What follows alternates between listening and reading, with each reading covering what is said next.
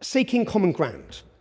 I'm not here for a fight, contrary to what everyone believes. Everyone thinks everywhere I go, I want to fight. I want to find some common ground.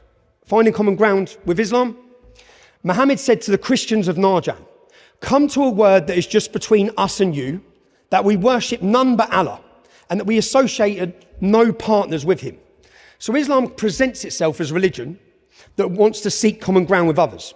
Come to a word, Muhammad was saying, let's find some common ground. Nothing to be suspicious of there, right? But it's the no partners. That's the key. Islam says it wants common ground, but the common ground must be Islam.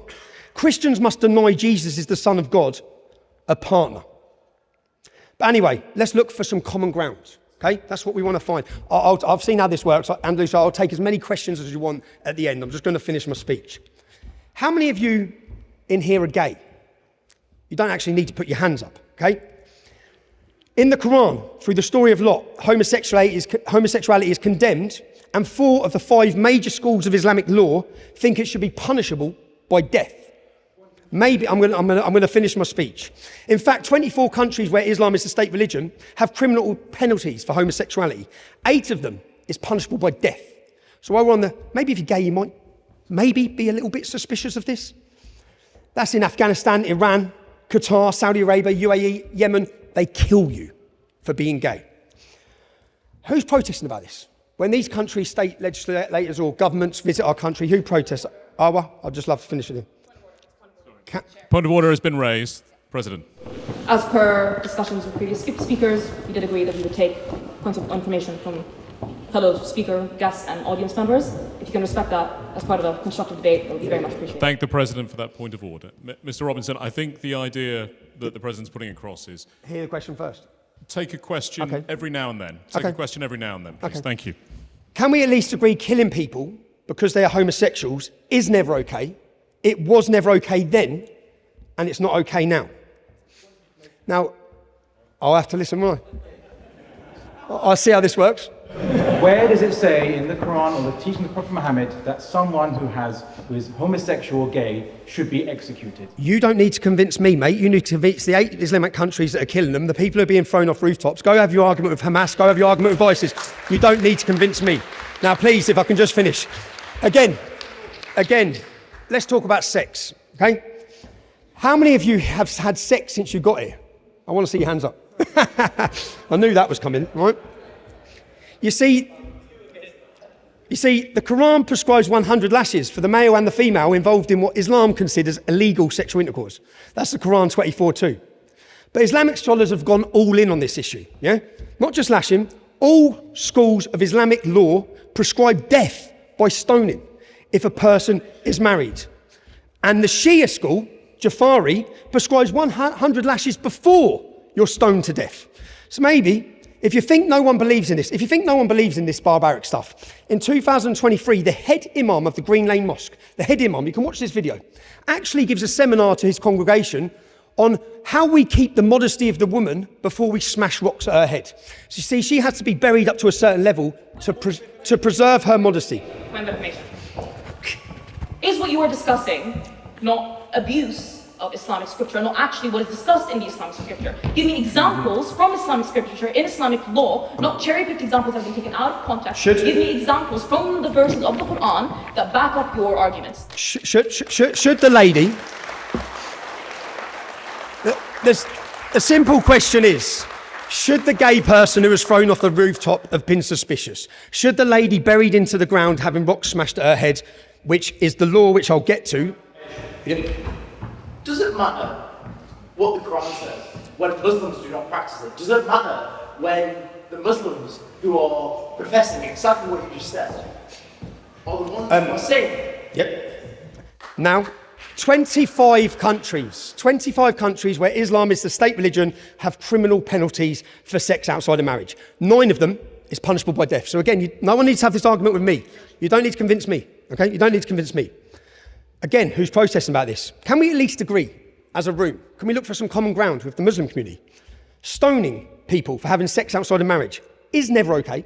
It was never okay. It's not okay then, and it's not okay now. since Jewish law says the same thing, I'm not here to talk about should Jewish law. we be suspicious of Jewish law That's not the equally? question. Will you be consistent, sir? That's not the question we're here for. If you want to have that question debate, have it. Yeah?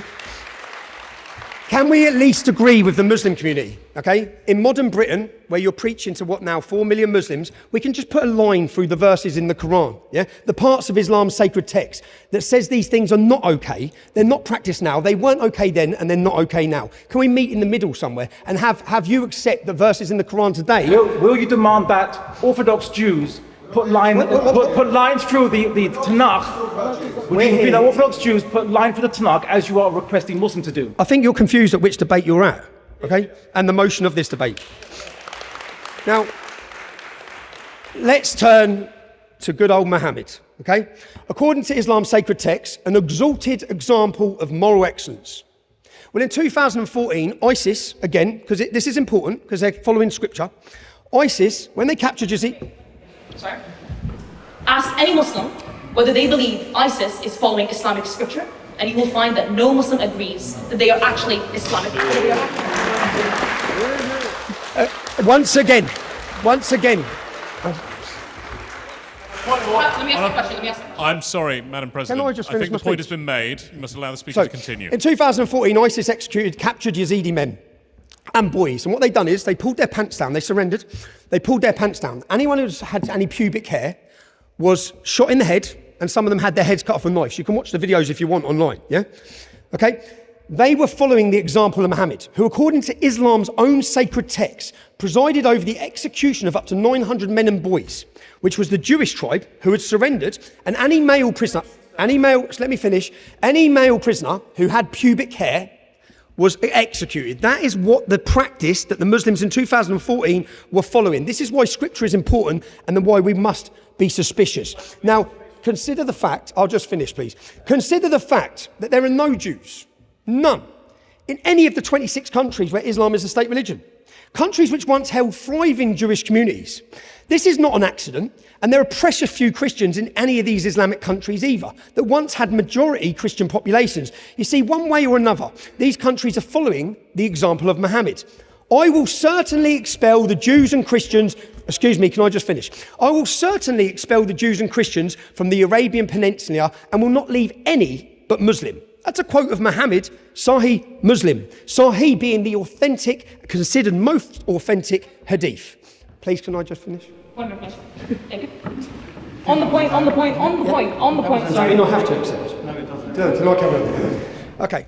So, of course, put your hands up if you think it's okay for a man older than most of your dads, say in their 50s, to marry someone in infant school, let's say 6 years old, and consummate that marriage, rape, when the little girl reaches 9. By the way, that's year 5 doing key stage 2.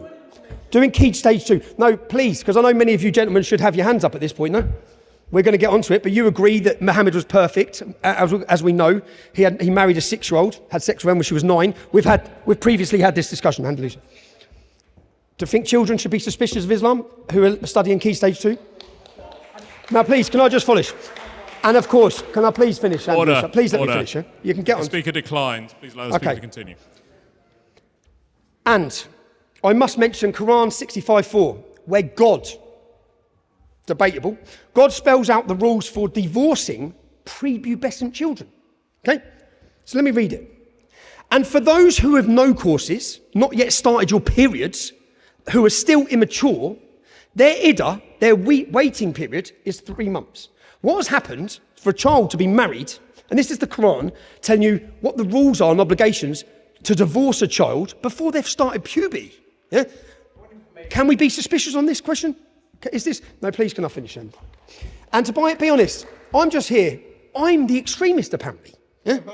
I'm the extremist for not wanting homosexuals thrown off rooftops, not wanting women buried in the ground, and not wanting children studying Key Stage 2 to be married and raped. So, of the 10 countries with the highest rates of child marriage, 7 of them are Islamic countries. There's no minimum age in Sudan, Somalia, Saudi Arabia, Yemen, because there's no minimum age in Islam. But whatever the stated legal age for marriage is in some Muslim countries, forced marriage of young girls, often to much older men, is prevalent in Afghanistan, in Pakistan, in Bangladesh, Burkina Faso, Yemen. I could go on and on. UNICEF data shows, for all of you ladies who care about women and children's rights, UNICEF data shows child brides are unlikely to finish education, more likely to believe wife beating is justified, and more likely to have experienced intimate part of violence. I'd just like to finish, please guys, I apologise. Can we at least agree? Executing prisoners of war, including young boys, carrying out ethnic cleansing of Jews and Christians from the lands, or marrying and having sex with a little child when Muhammad was 53 years old. Can we at least agree today? Muhammad was not and is not the perfect example for mankind, nor is he an exalted example of moral excellence. Quite the opposite, in fact.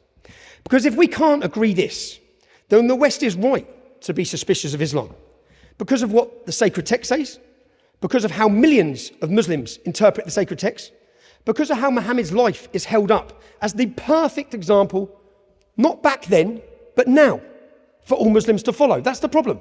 They don't recognise any of the problems and see anything wrong which Muhammad done. So, ladies and gentlemen, if you care about gay rights, if you care about women's rights, if you care about children's rights, if you care about human rights, or if you care about free speech, I urge you to support this motion.